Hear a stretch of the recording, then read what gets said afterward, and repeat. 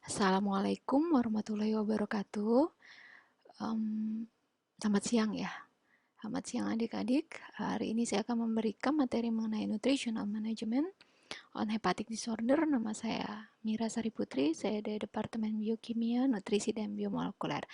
Kalau misalnya nanti seandainya ada suara-suara ya, saya sudah merecord ini tengah malam sebenarnya agar semua sepi, terkendali ya, tapi sering banyak kucing mungkin ya yang berkeliaran gitu. Jadi sering menimbulkan suara-suara, jadi maaf ya.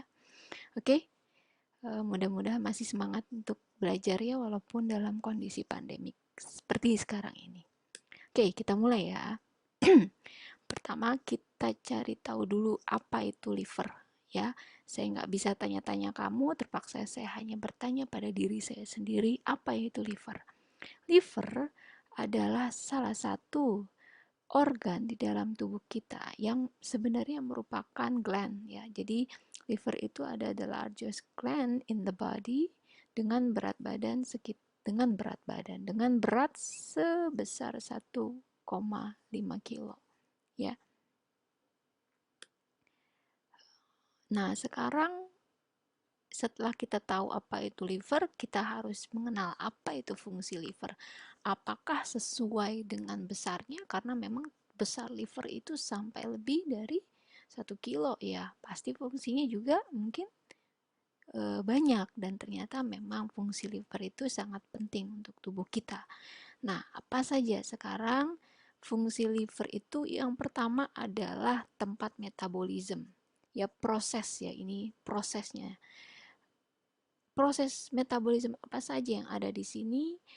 Banyak sekali, ada dari makronutrien maupun mikronutrien. Makronutrien seperti karbohidrat, lipid, ya asam amino, kemudian untuk mikronutrien ada vitamin, mineral, dan juga merupakan tempat metabolisme untuk asam nukleat, ya, pembentukan amonia dan sebagainya. Nah, kemudian juga si liver ini perannya sebagai pabrik. Ya, jadi pembentukan. Jadi udah sebagai pabrik, sebagai tadi ya proses di metabolisme. Sebagai pabrik apa saja? Yang pertama, yang penting itu adalah sintesis atau pembentukan untuk protein-protein transport yang ada di plasma darah, ya. Yaitu apa? Albumin, ya, kemudian juga globulin, juga dia itu berperan dalam pembentukan dari protein binding serta transport protein ya. Nah, fungsi yang ketiga adalah fungsi sekretori. Artinya dia sebagai pembuangan produk-produk sisa. Contohnya adalah eh, sekresi dari bile ya di intestin nanti, dan kemudian juga konjugasi dari bilirubin. Jadi dia untuk pengeluaran dari bilirubin ya. Juga nanti dia itu juga penting untuk detoksifikasi. Detoksifikasi dari apa? Dari berbagai macam obat ya, seperti antibiotik, juga dari zat-zat lain seperti apa, narkoba misalnya ya. Tapi jangan menggunakan narkoba, obat-obatan tadi ya, dan alkohol juga. eh, Liver itu fungsinya di detoksifikasi ini ya. Oke. Kemudian yang terakhir adalah tempat penyimpanan. Jadi kalau misalnya contoh ini kan penyimpanan glikogen ya. Jadi kalau misalnya glukosa nanti sudah istilahnya masih banyak ya terdapat, banyak terdapat ya setelah misalnya digunakan untuk produksi energi, maka akan disimpan dalam bentuk apa? Dalam bentuk glikogen. Ya, nanti glikogen itu akan dilepaskan ketika tubuh kita itu perlu energi, gitu ya. Kemudian eh, juga untuk tempat penyimpanan B12, kemudian apalagi iron dan vitamin seperti vitamin A. ya. Oke, kemudian contoh penyakit apa ya? Selanjutnya adalah penyakit apa nih yang sering diderita oleh si liver ini? Yang paling sering adalah akut viral hepatitis ya, yang disebabkan oleh virus. Kemudian ada chronic hepatitis dan ada steatohepatitis ya, baik yang disebabkan oleh alkohol maupun yang disebabkan oleh non-alkohol. Kemudian cholestatic liver disease dan sirosis. Nah, saya akan menjelaskan tentang beberapa penyakit dari liver ini ya, yang banyak sekali prevalensinya, istilahnya prevalensinya ya. Oke, penyakit hati ini pada dasarnya dia berkembangnya perlahan ya. Gejala utamanya biasanya kelelahan, jadi sering tidak diperhatikan ya. Gejala lain mungkin sangat ringan sehingga memang komplikasi itu akan berkembang sebelum diagnosis bisa dibuat ya. Setelah penyakit hati diketahui, tentunya mempertahankan fungsi hati yang tersisa itu ya, liver yang tersisa itu menjadi perhatian utama. Begitu, karena hati dapat meregenerasi beberapa jaringan sehat, tentunya dapat meningkatkan prognosis. Tapi karena itu tadi, penyakit hati berkembang perlahan, jadi sering komplikasinya itu sering ada dulu nih sebelum diagnosis bisa kita buat ya. Oke, nah sekarang penyebab-penyebab ya nutritional abnormalities in patient with liver disease. Yang pertama adalah penurunan appetite, jadi penurunan nafsu makan. Disebabkan oleh apa ini? Jadi saya ini etiologi ya yang berhubungan dengan nutrisi pada pasien. Ya, yang sering terjadi pada pasien dengan liver disease. Jadi yang pertama adalah penurunan appetite. Ya, pada umumnya pasien dengan liver disease akan mengalami penurunan nafsu makan. Ya, disebabkan oleh apa? Yang pertama adalah penurunan ya eliminasi dari CCK. CCK itu adalah cholecystokinin ya, panjangannya cholecystokinin. Dia sebenarnya juga adalah hormon kenyang yang diproduksi dari sitokain. Ya, ini biasanya sering sekali diderita oleh penyakit dengan liver disease. Kemudian juga terjadi karena asites. Ini mah tahu ya asites ya, peningkatan cairan pada abdominal cavity ya. Kemudian setelah itu gastroparesis. Gastroparesis itu adalah suatu kondisi di mana pergerakan spontan atau motilitas dari otot lambung itu tidak berjalan dengan semestinya. Ya, hal lain lagi karena bacterial overgrowth ya, jadi pertumbuhan bakteri, kemudian karena alkohol, karena sitokines juga ya, sitokines lainnya misalnya TNF alfa, kemudian juga triptofan ya, triptofan. Nah, peningkatan dari triptofan level di darah itu sering sekali dihubungkan dengan anoreksia ya pada pasien sirosis. Triptofan itu sebenarnya adalah asam amino esensial yang nantinya akan dirubah menjadi serotonin. Nah, serotonin itu juga dikaitkan dengan penurunan berat badan karena dapat dapat mematikan, istilahnya menurunkan nafsu makan dan mengekang rasa lapar ya. Kemudian penyebab lain adalah dyschezia. Jadi dyschezia itu adalah perubahan pada indera pengecap yang digambarkan sebagai rasa logam, jadi seperti bau logam ya, bau busuk dan bau tengik. Itu dyschezia. Yang kedua, abdominal pain ya, nyeri pada abdomen. Ya, jelas ini Maya kalau misal terjadi nyeri abdomen juga memang sangat berpengaruh pada abnormalitas nutrisi. Ya, disebabkan oleh apa? Karena gallbladder dysfunction, peptic ulcer disease ya. Kemudian juga asites, lalu hepatoselular karsinoma atau HCC ya. Kemudian kondisi ini tentunya akan berubah ya, berhubungan dengan nanti nutrien intake. Jelas ya kalau misalnya ada nyeri abdominal kan, nyeri abdomen tentunya akan berpengaruh sekali gitu pada intake, jadi nggak mau makan kan pastinya ya. Kemudian juga peningkatan energi expenditure tentunya. Lalu yang ketiga adalah perubahan diet. Perubahan diet karena apa? Misalnya low sodium, ya. Jadi mintanya pasien itu diminta untuk menurunkan menurunkan sodium, ya, karena terjadi retensi natrium dan cairan. Kemudian juga vegetarian, kemudian hospital related. Hospital related itu maksudnya kalau pasien dirawat di rumah sakit, dia sering sekali mungkin ya mengalami misalnya delay waktu makan atau lewat waktu makan karena ada pemeriksaan, misalnya pemeriksaan seperti misalnya MRI atau ronsen dan sebagainya. Ya, kemudian ada lagi yang namanya Statorhe. Statorhe itu adalah tinja yang berlemak. Jadi ada terjadi akumulasi lemak di tinjanya, ya, disebabkan karena penurunan intraluminal bile salt concentration, ya. Jadi kemudian juga karena defisiensi dari pankreatik. Lalu yang kelima adalah malabsorpsi. Biasanya disebabkan oleh celiac disease, ya.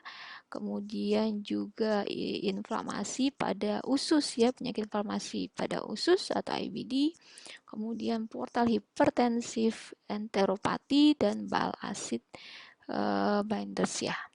Kemudian yang keenam adalah hipermetabolism. Jadi ini adalah beberapa etiologi nutrisi, ya, abnormalitas nutrisi pada pasien dengan liver disease.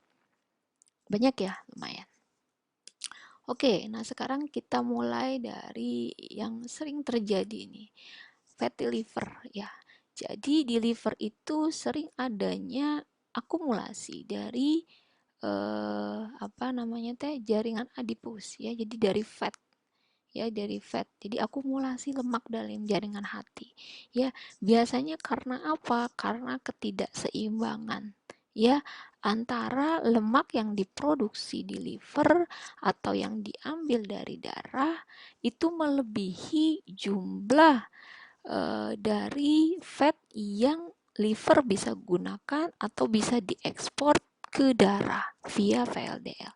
Jadi adanya ketidakseimbangan itu, ya. Jadi fat yang diproduksi di liver atau diambil dari darah itu biasanya lebih banyak.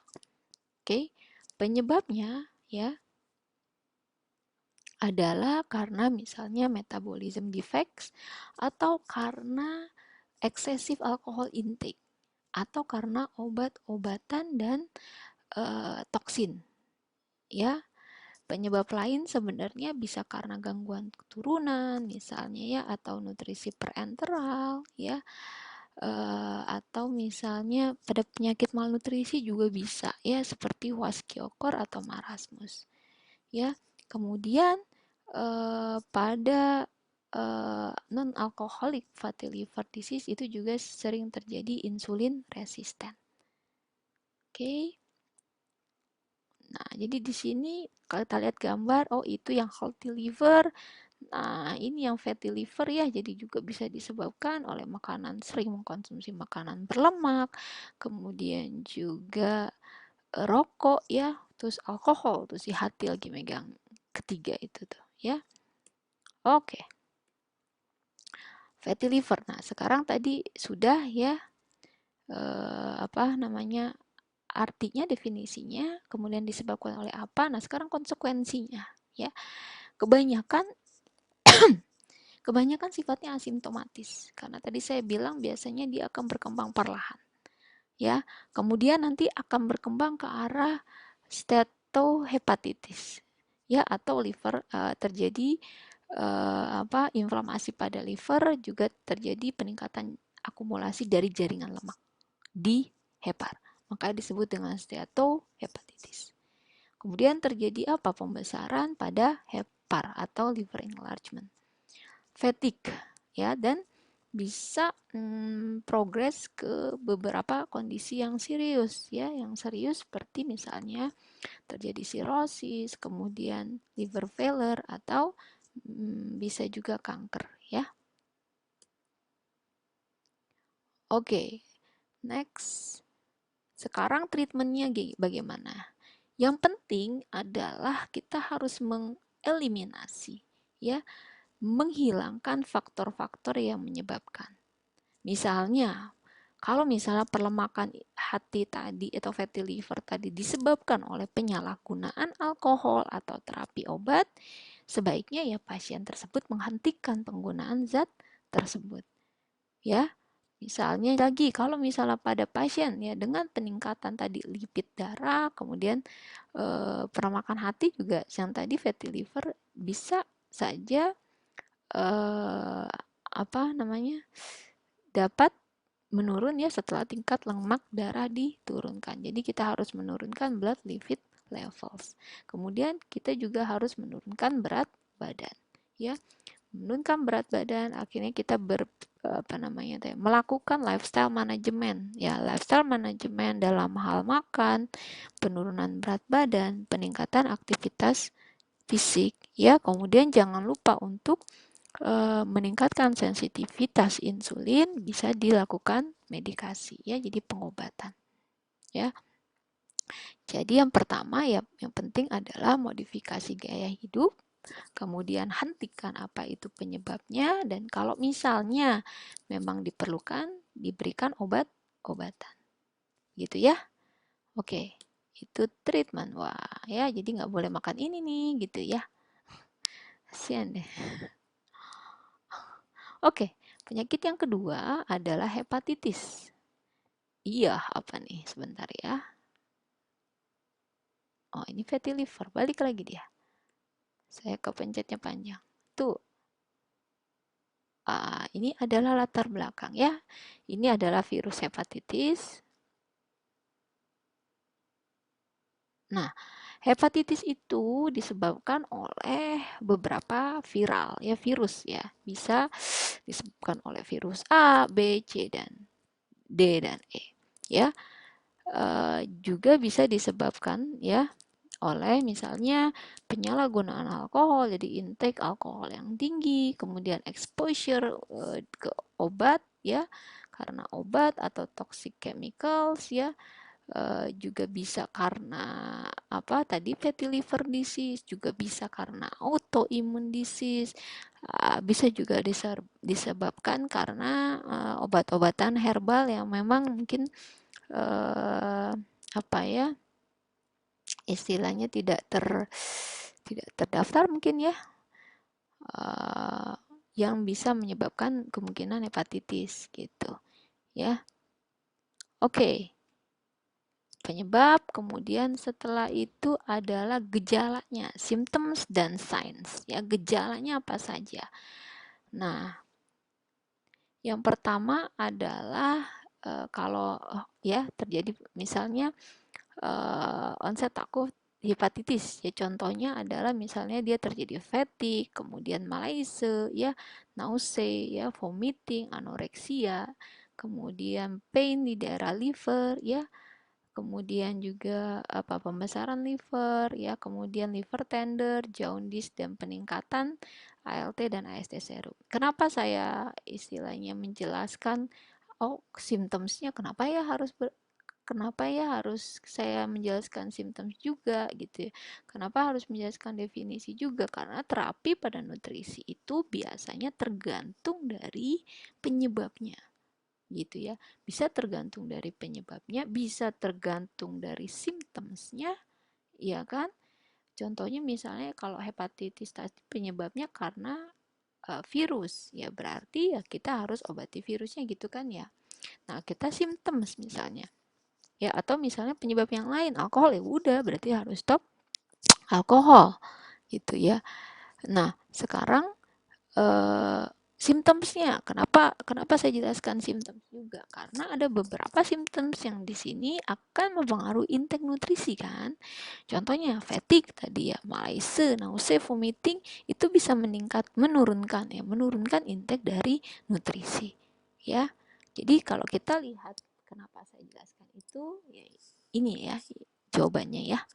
Oke, ngerti ya? Kenapa kita harus mengerti dulu si pasien, si penyakit pasien, baru kita bisa treatment nutrisinya ya.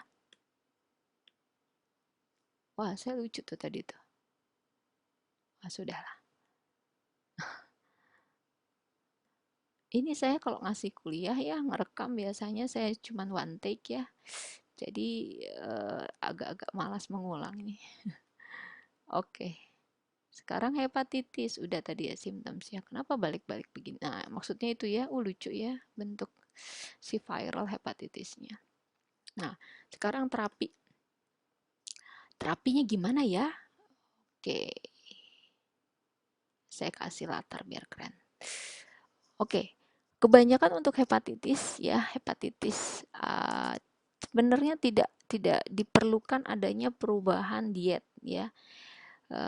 Jadi kita sebaiknya hanya ya, jadi tergantung tadi penyebabnya, kemudian sebenarnya tidak ada perubahan diet kecuali misalnya disebabkan oleh faktor-faktor lainnya gitu ya, seperti tadi alkohol dan sebagainya.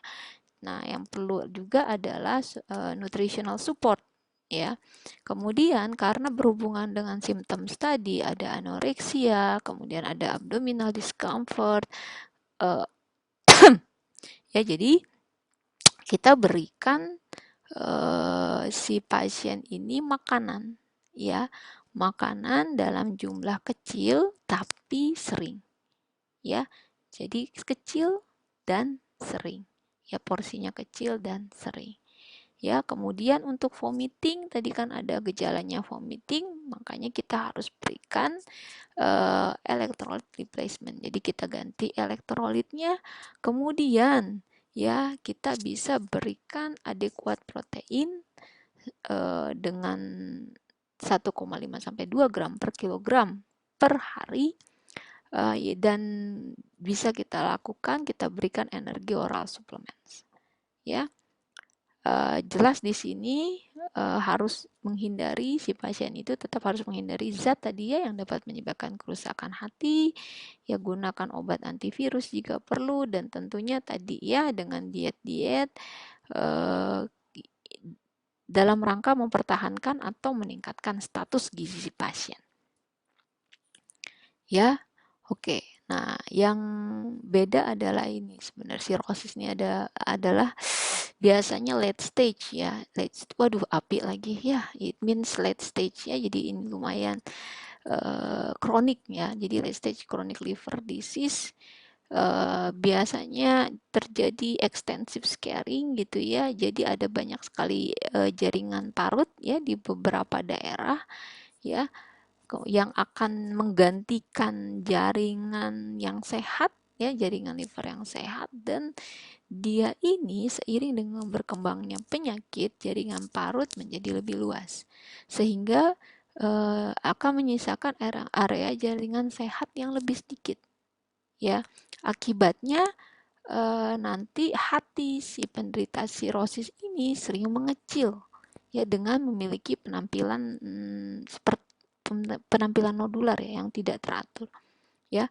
Akhirnya tadi sirosis dapat merusak fungsi hati dan akhirnya dapat menyebabkan liver failure ya. Jadi makanya tadi api ya, karena memang berbahaya lah ya, bisa terjadi liver failure. Nah, sekarang apa sih konsekuensi dari sirosis ini? Yang pertama adalah gangguan pada metabolik ya. Misalnya dengan gejala-gejalanya terjadi anemia, gampang istilahnya gampang memar ya. Kemudian rentan terhadap infeksi. Kemudian terjadi bowel obstruction ya, dengan cirinya jaundice misalnya ya, atau fat malabsorption, kemudian juga adanya pruritus ya. Kemudian terjadi fluid accumulation ya pada jaringan, pada blood vessel dan body fluid, body tissue ya. Nah, sekitar dari 40% pasien sirosis ini awalnya nggak bergejala adik-adik ya. Tadi karena kerusakan hati berangsur-angsur lambat, jadi efek sirosis ini mungkin awalnya minimal ya. Gejala awalnya biasanya nggak spesifik ya. Mungkin hanya seperti kelelahan, kelemahan ya, apalagi anoreksia mungkin, penurunan berat badan ya, sedikit-sedikit gitu. Nah, lama-kelamaan jadi pada saat kita diagnosis itu sering sekali terlambat. Begitu ya. Nah, Yang perlu diperhatikan apalagi di sirosis ini ya, sering mengalami komplikasi seperti misal terjadi portal hypertension ya, peningkatan pada blood pressure karena peningkatan portal blood couple ya, dengan adanya terjadi obstruksi pada blood flow ya yang ke liver. Kemudian apalagi terjadi collateral vessel, kemudian terjadi gastroesophageal varices ya, terjadi kolateral ya, terjadi pembesaran pada pembuluh darah ya. Kemudian juga akan menyebabkan terjadinya alternative pathway ya, untuk darah, jadi adanya jalur alternatif ya, itu disebut dengan kolateral. Bisa oke. Selanjutnya juga terjadi asites. Tadi asites itu kamu tahu ya, terjadi peningkatan akumulasi ya, terjadi akumulasi dari cairan di abdominal cavity ya. Jadi ini tuh indikasi dari critical stage sebenarnya pada liver damage. Jadi stage tahapan yang sangat kritis ya. Kemudian juga tadi ya, menyebabkan portal hypertension, kemudian sodium dan water retention di kidney ya, kemudian penurunan dari albumin sintesis di liver. Nah, ini nanti akan berhubungan dengan si terapi nutrisinya ya, gejala-gejala dari komplikasi sirosis ini. Oke. Kemudian hepatic encephalopathy, terjadi abnormal neurological functioning, kemudian juga terjadi perubahan pada personality, behavior, mood ya. Nah, ini juga akan mempengaruhi nutrition intake ya. Oke, dan sebenarnya bisa reversible. Nah, apalagi yang terjadi pada sirosis, yaitu tadi terjadi peningkatan amonia levels ya. Jadi kalau misalnya pada liver yang normal, dia itu akan mengubah atau mengconvert ya si blood ammonia ke dalam urea ya. Nanti akan dikeluarkan. Tapi karena dia pada penyakit si sirosis ini, jadi si livernya nggak mampu nih untuk tadi ya mengubah blood amonia ke urea. Akibatnya nanti amonia itu akan tadi kan ada di darah, kemudian dia akan ke liver ya via collateral vessels. Dan kita lanjutkan ya, terjadi peningkatan amonia levels. Tadi saya sudah bilang ya bahwa nanti kalau misalnya dia tidak dikeluarkan, maka amonia itu dia akan ke brain tissue ya, jadi dia akan melewati blood brain barrier, kemudian dia akan ke jaringan otak ya. Kemudian selanjutnya adalah malnutrisi.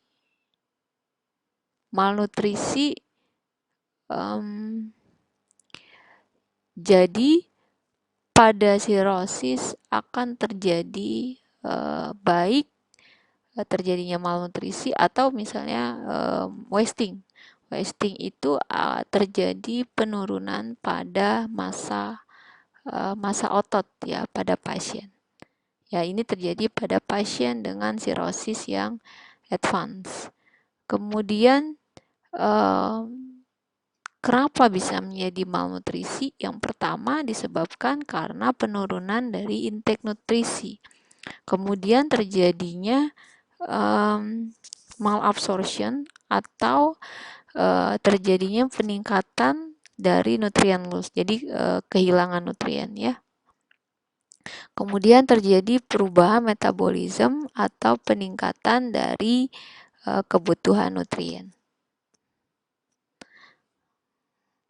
Nah, sekarang nutrition management ya. Jadi yang pertama adalah indikasinya dulu ya. Treatment diet ini sangat penting kalau misalnya terjadi tanda-tanda dari malnutrisi atau kondisi adekuat nutrisi itu tidak bisa lagi dicapai ya dengan menggunakan misalnya metode-metode yang biasa saja gitu. Jadi tidak ada intervensi nutrisi. Ya, apa saja gejala dari malnutrisi adalah kehilangan dari muscle mass ya atau wasting tadi, kemudian penurunan dari jaringan subkutan adipose, kemudian terjadi peningkatan fluid ya, yaitu asites ya. Nah, masalahnya kalau misalnya kita ukur si berat badan pada pasien itu dengan menggunakan ya biasa manual ya, berat badan, lalu body mass index ya, ini kalau misal pada pasien, contohnya pada pasien asites saja ya, jadi sering normal. Kenapa? Karena kehilangan dari massa otot, kemudian massa lemak itu di cover. Jadi istilahnya karena banyaknya akumulasi ya fluid ya, yaitu asites gitu ya, atau misalnya terjadi odem, itu akan istilahnya apa ya, menutupi kekurangan massa otot atau jaringan adipos yang berkurang gitu ya. Oleh karena itu memang pemeriksaan lain diperlukan ya. Kemudian juga tapi kalau misal kita lakukan pemeriksaan lab seperti albumin ya, prealbumin, kolinesterase juga agak susah untuk mendiagnos malnutrisi. Kenapa? Karena memang liver functionnya juga sudah menurun. Jadi kemungkinan juga si protein-protein ini juga akan menurun ya. Jadi kalau misalnya mau mengukur bagaimana level nutrition, itu lebih baik kita mengukur misalnya dengan body mass ya, dengan bioimpedance analysis ya, bioimpedance assay atau BIA.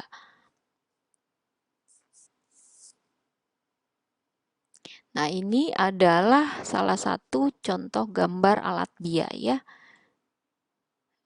seperti ini gitu. Oke, kemudian nah ini etiologi dari malnutrisi. Kenapa pada liver disease itu terjadi malnutrisi? Ya, pertama karena terjadinya kalau kita lihat gejalanya banyak terjadi pada penderita terjadi anoreksia, ya, mengakibatkan inadekuat dari oral intake. Kemudian terjadi early satiety, artinya adalah kenyang yang terlalu awal, atau dysgeusia tadi ya, perubahan pada pengecapan. Jadi ada kayak rasa misalnya busuk, kemudian apalagi itu seperti logam gitu ya. Nah, kemudian juga terjadi nausea dan vomiting ya.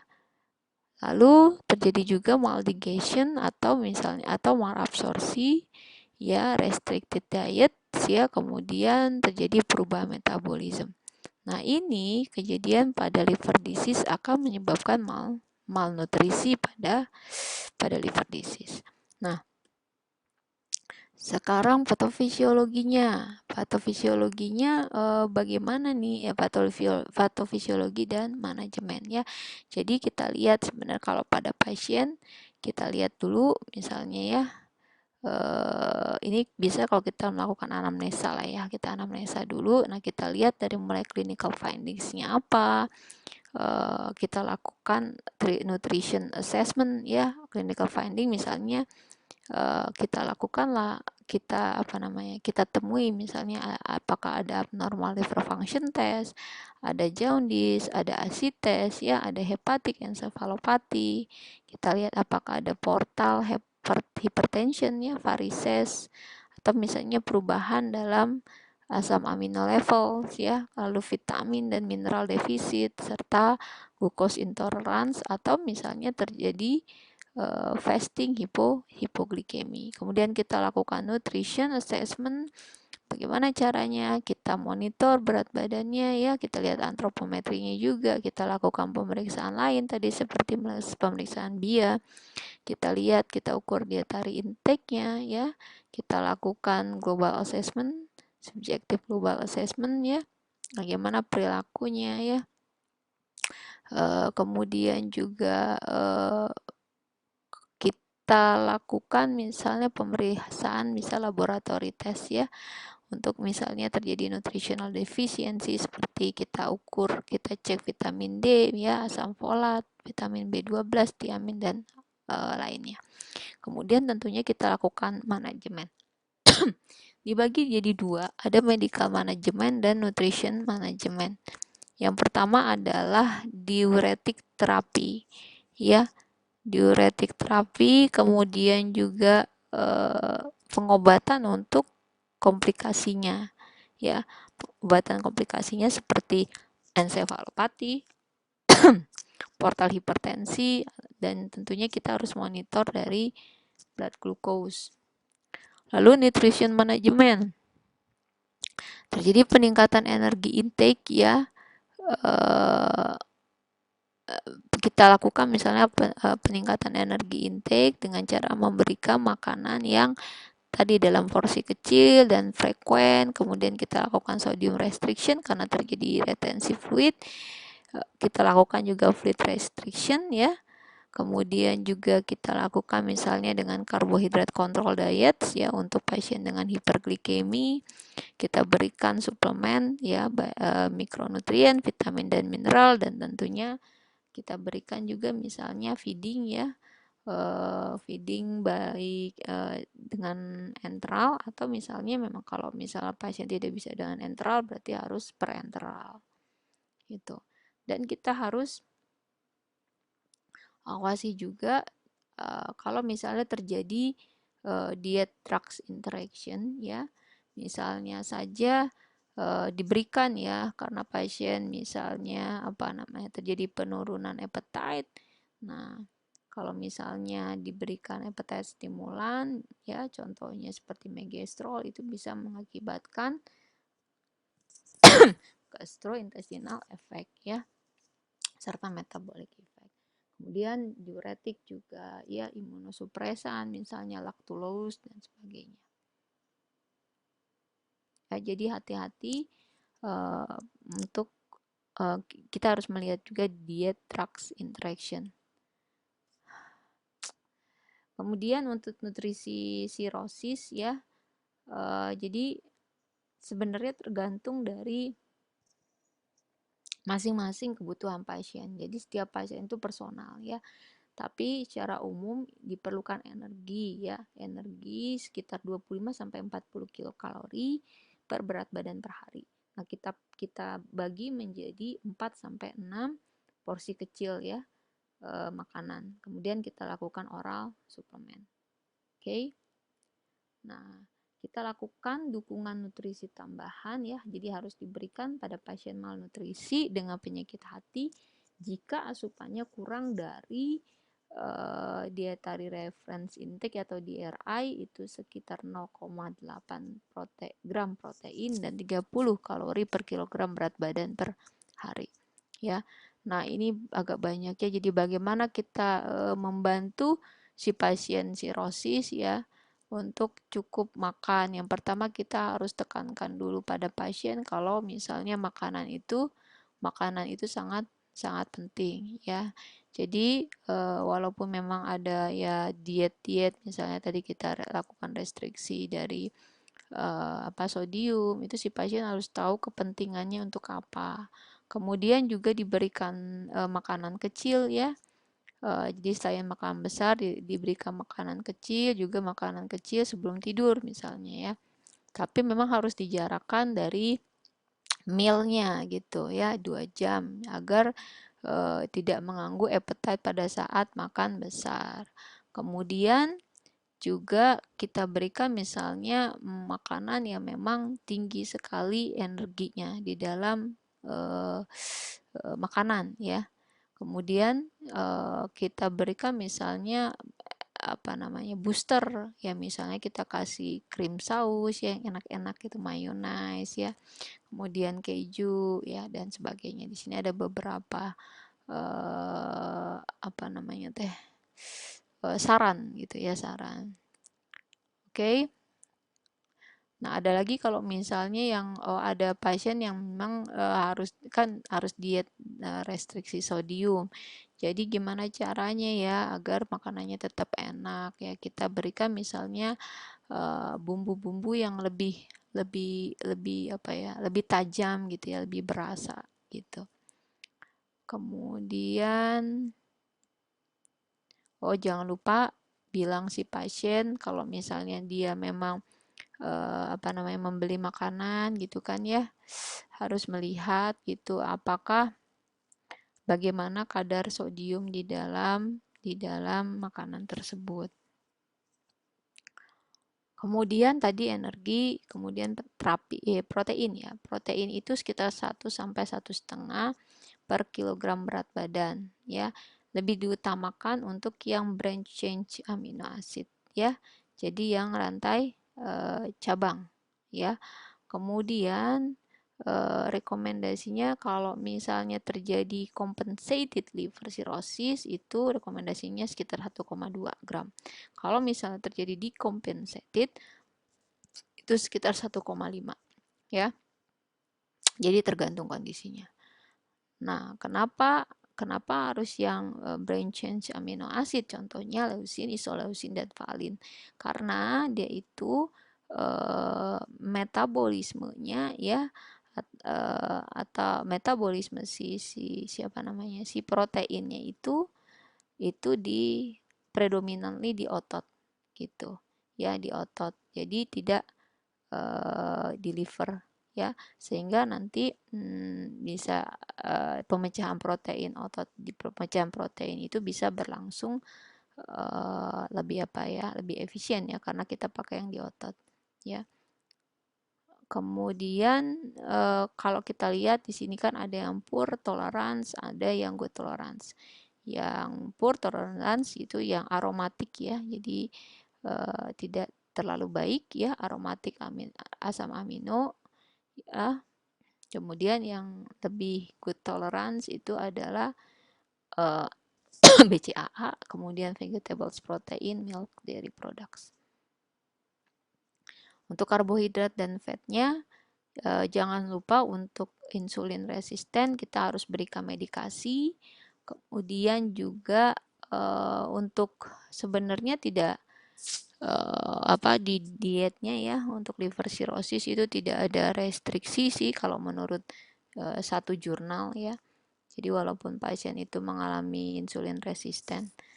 Nah, fat ya, si lemak itu sebaiknya direstrik kurang dari 30 kilokalori ya, kalau dengan stator head, karena terjadi penumpukan lemak di apa namanya, di feses kan ya.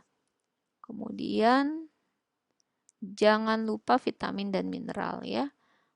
Kemudian juga dilakukan restriksi dari sodium. Kenapa? Karena ini untuk mengkontrol asites ya. Jadi dilakukan low sodium diet itu sekitar 2000 sampai 2400 mg per hari. Sekitar 5 sampai 6 gram ya. Dari table saltnya gitu ya. Jadi sekitar 5 sampai 6 gram sehari ya, bukan sekali makan. Kemudian juga fluid restriction ya. Fluid restriction itu bisa juga dilakukan ya kalau misalnya asites itu diikuti dengan konsentrasi dari sodium yang rendah ya. Oke. Wah, itu ya, jadi restrict sodium. Nah, ini dilakukan apa namanya teh? Suplemen juga gitu ya, bisa dilakukan 2. Jadi ini bisa dilakukan enteral dan parenteral ya. Enteral berarti dia lewat saluran pencernaan, parenteral biasanya kita lewat pembuluh darah. Nah, kita harus mementingkan juga keamanan dari makanan. Jadi harus dicegah foodborne illness ya. Jadi jangan jangan makan misalnya mengkonsumsi daging yang kurang dimasak ya, ya daging kemudian ikan ya yang tidak dimasak atau misalnya setengah mateng atau misalnya sayur-sayuran yang tidak dicuci ya. Nah, ini summary-nya ya. Jadi banyak nih summary-nya tadi saya sudah jelaskan ya. Jadi sebenarnya kalau tidak ada absolute limit, jadi tergantung sebenarnya, tergantung dari penyebabnya ya. Yang penting adalah dia harus mengikuti prinsipal dari balanced diet, healthy diet. Tapi dengan chronic liver disease, kalau ini kan tadi dengan hepatitis atau misalnya fatty liver. Tapi kalau dengan chronic hepatitis, kita harus cegah si malnutrisinya ya, atau kita atasi malnutrisinya ya dengan adequate kalori intake, protein intake, kemudian juga tadi vegetables ya, fibers, fat ya. Kemudian tentunya untuk memaintain apa otot, masa otot itu harus dilakukan tetap exercise ya. Exercise, low sodium diet, kemudian juga makanannya jangan terlalu pedas ya. Jangan terlalu mengiritasi, kemudian juga makanannya lembut ya, kemudian jangan lupa vitamin mineral dan tetap consultation dengan dokter itu diperlukan ya. Oke, summary ini guidance-nya bisa dilihat kamu ya, di situ ada linknya. Oke, sudah. Nah, ini referensinya ya, silakan adik-adik cari. Sudah. Oke, terima kasih atas perhatiannya. Semoga adik-adik dapat mengambil pelajaran ya, dapat mengerti apa yang saya berikan. Assalamualaikum warahmatullahi wabarakatuh.